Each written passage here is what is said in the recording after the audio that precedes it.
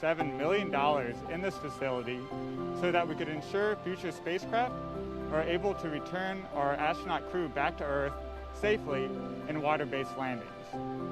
Now, the Hydro Impact Basin measures over 100 feet long, 90 foot wide, and 20 foot deep. And at its completion in 2011, it was filled with 1 million gallons of water. Since the completion of the Hydro Impact Basin, we've tested the Orion spacecraft in a variety of impact conditions, as Debbie mentioned, which has allowed us to ensure that no matter how the vehicle lands in the water, it will do so safely for our crew.